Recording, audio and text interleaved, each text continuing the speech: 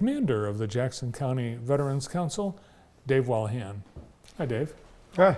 Is that your house? No, not my cottage, no. Pretty. It'd be nice to have something like yeah, that. That's awesome. a beauty, I'll tell you. That's beautiful. Yeah. Well, wherever you live in Jackson County, it's beautiful. We've got all the lakes and yeah. parks and yeah.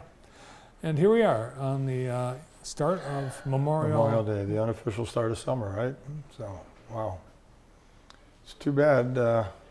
It's been so chilly. Hopefully Monday's a little better. That'll be nice. I think they're talking about 80 or something like that. You So. know, you're going to say it's too hot on Monday. Well, I'll never say it's too hot. Well, some of the people that will be in the procession will be wearing their uniforms Oh, and sure. carrying We'll have gear. They'll be hot. They'll be hot. They'll Yeah. be carrying gear. We'll have a full military color guard leading the procession behind the police car ahead of the 40 and 8 locomotive that'll be there, and they'll be in uniform.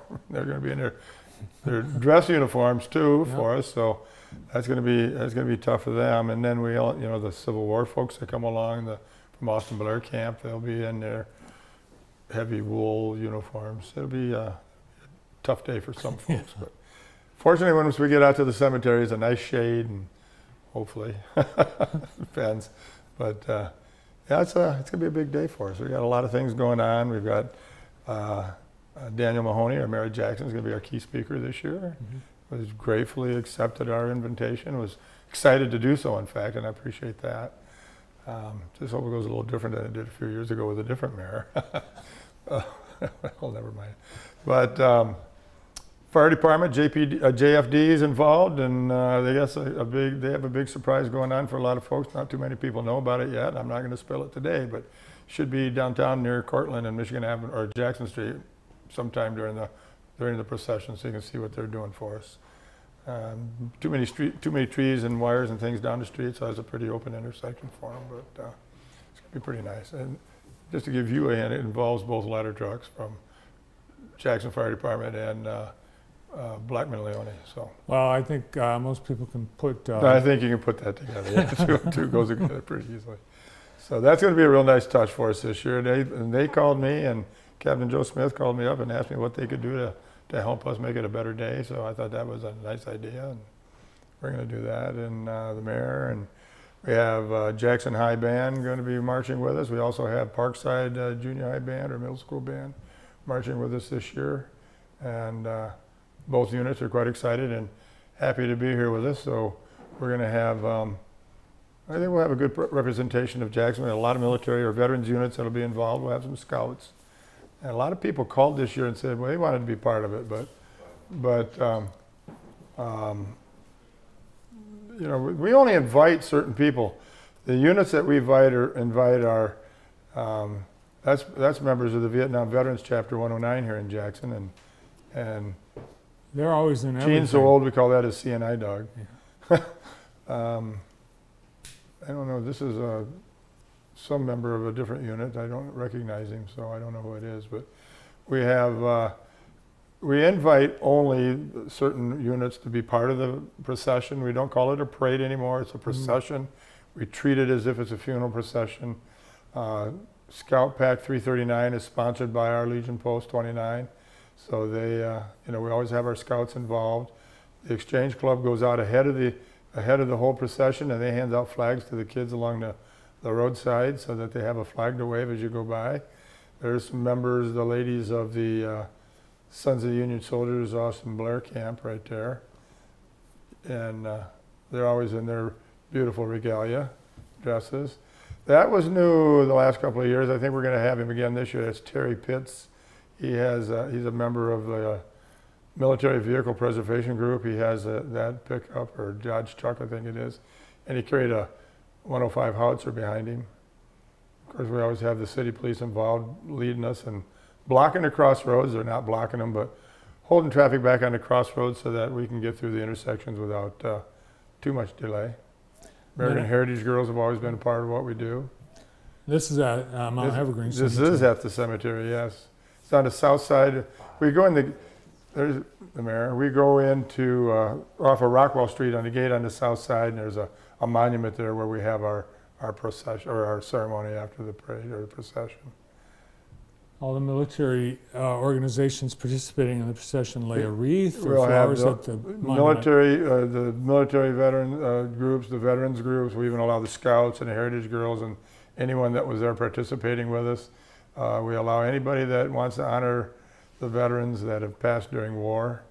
And this isn't about Memorial Day. I had a lady ask me, well, this is about Memorial Day for anybody that's died, right? And I said, well, in a way for your own right, yeah, but the whole thing started at the end of the Civil War. The ladies of the South, the mothers and the wives and the sisters of those that were killed during the Civil War started decorating the graves, and it got to be known as Decoration Day. And I can remember my grandmother, even in years later, that she still always called it Decoration Day. Of course, she was born in the 1800s, right? So, but it was President Eisenhower that changed it to Memorial Day.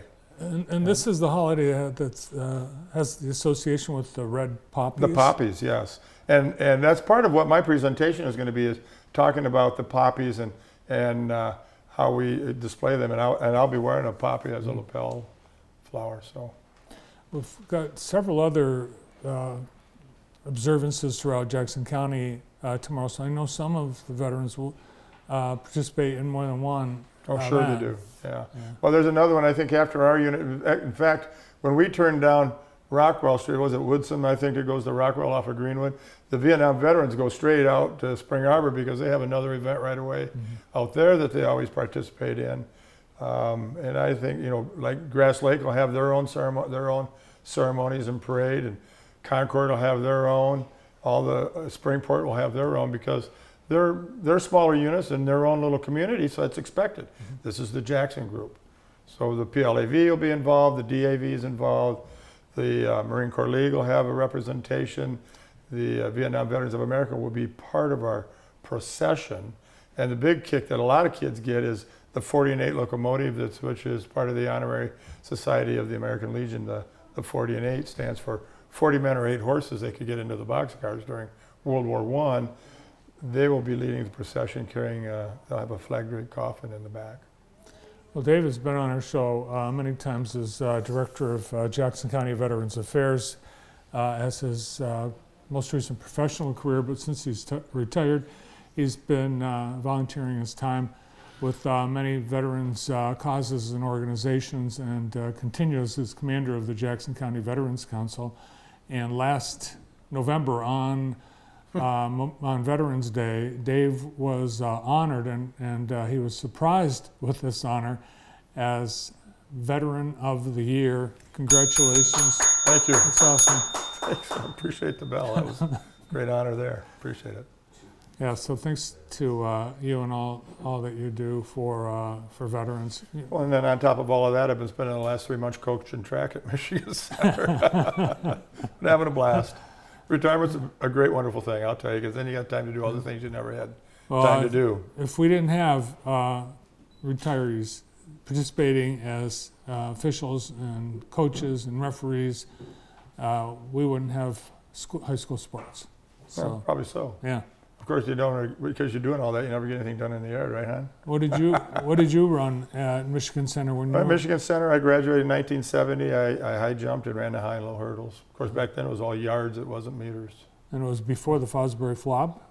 No, it was just after. Oh. That came out in the 1968 Olympics in Mexico City when Dick Fosbury displayed that for the very first time and actually placed first in the Olympics that year with that new. Yeah. So now it's the craze. Everybody and today nobody knows what the straddle is, with the way we used to No. jump, or the Western roll as it was called. Yeah. It was it's- different. If you see the hurdles, it's very similar to how people get over the high jump. Well, in a way, sure. Yeah, I mean, Yeah. you ran to it, but then you jumped up and over, and nowadays you run and jump backwards. It's Could you still do it? no. I had 2 artificial knees. Dr. Ekpo wouldn't like it. Monday morning, starting at 10 a.m. at sounds like Right we'll out in be- front. We'll yeah. be starting facing Michigan Avenue, or Jackson on Michigan Avenue, and we'll immediately turn left and go south on Jackson Street, and then we'll veer to the right angle onto Greenwood, and then down Woodsum, and then Rockwell. Great.